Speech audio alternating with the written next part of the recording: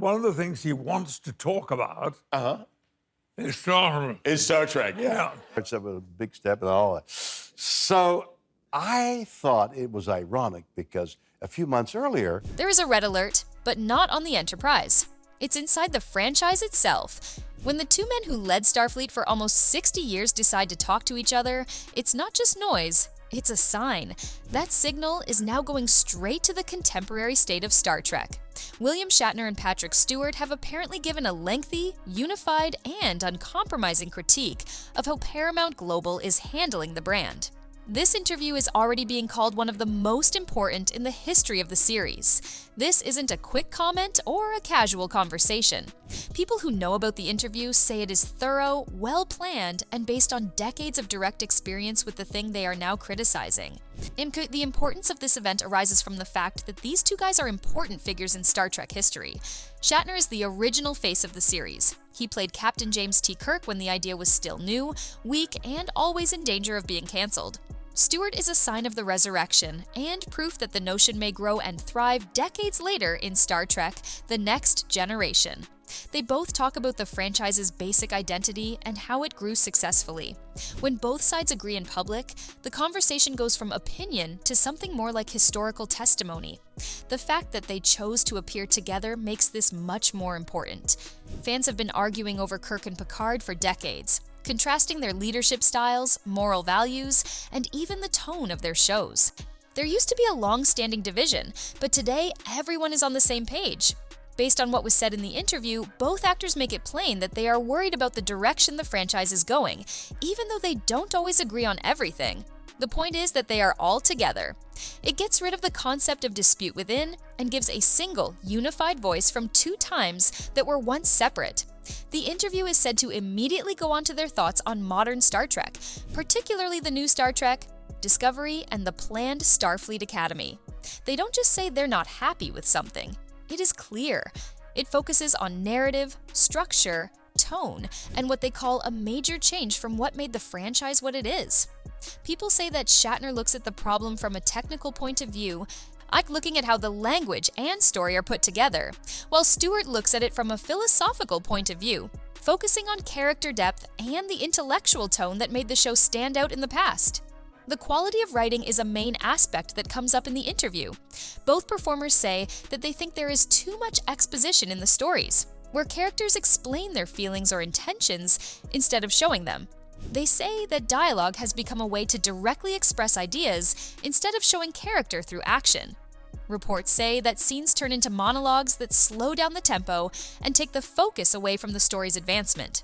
From their point of view, this isn't just a difference in style, it's a structural flaw that makes the story less powerful.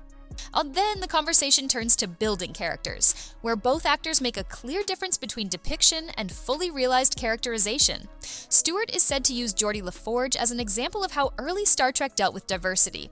In that setting, identity was there and recognized, but it didn't define the whole character. LaForge was an engineer, a co-worker, a friend, and a person with dreams and weaknesses. His blindness was just one of many things about him. The point being stated is that integration, not reduction, leads to strong representation. Characters work best when they are full people instead of just symbols. Shatner is said to back this up by referencing to past casting decisions like Uhura and Hikaru Sulu, saying that their participation was important because it was customary for the show. Like in the future shown in Star Trek, there was diversity without constant focus on it, which made it feel more natural than like a lesson. The interview says that both actors think that current interpretations could weaken that influence by making identity the most important part of every connection. Another area of concern is how political themes are handled. Star Trek used allegory as its main technique in the past. It put real-world problems into made-up situations that let people become involved without feeling defensive right away. Disputes among species, moral quandaries about emerging civilizations, and discussions over exploration and intervention served as indirect manifestations of actual societal issues.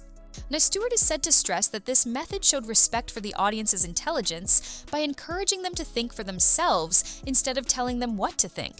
People who don't like modern entries say that the layer of abstraction has been taken away or made less important, and that more direct commentary is now used instead. The interview also talks about the bigger cultural debate about the word woke, and Stewart is said to have thoroughly explained his perspective. He is claimed to favor diversity and inclusion as principles, which is in line with what he has been saying for a long time. However, he says that support is different from what he calls inefficient execution. The problem, as it is presented, is not that there are different points of view, but that messaging is more important than storytelling. Shatner is said to have a generational point of view, saying that when ideological motive takes precedence over creative labor, both the artistic quality and the intended message suffer. Their dealings with Paramount Global are another important part of the conversation. Stewart is said to have talked about trying to change the direction of the brand, especially while he was working on Star Trek, Picard. He was in the series, but he is claimed to have had concerns about its tone and direction. He wanted to keep some of the things that made the next generation great.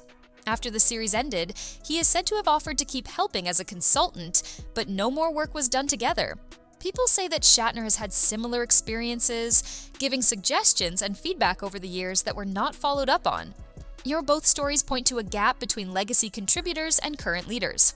Also spoken about is how to handle fan comments. Shatner says in the interview that criticism from fans is not always bad or uneducated.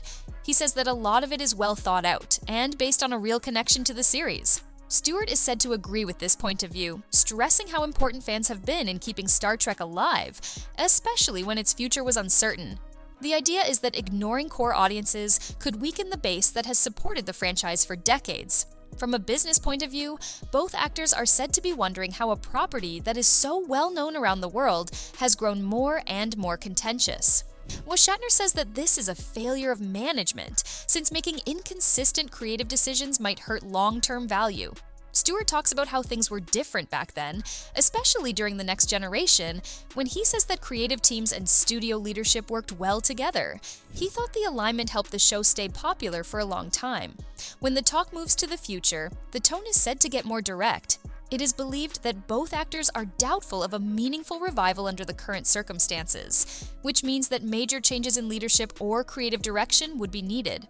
They aren't saying for sure what will happen, they're just giving their opinion based on their time in the franchise. The latter part of the interview is said to be about legacy.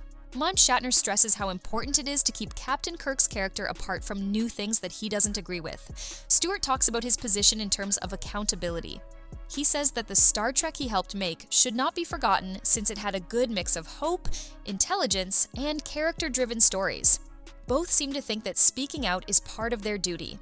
If the interview is released in full as planned, it will probably have an effect on more than just fan groups. It will change how people in the business talk about the franchise, how they judge its current trajectory, and how they recall its past. It won't be easy for Paramount Global to reply. Responding to criticism from those who are closely linked to the brand is risky, but ignoring it might make the story stronger. It's still evident that this isn't just another argument about the creative direction. It's a time when two important people in Star Trek's history have come together to publicly question where it's going.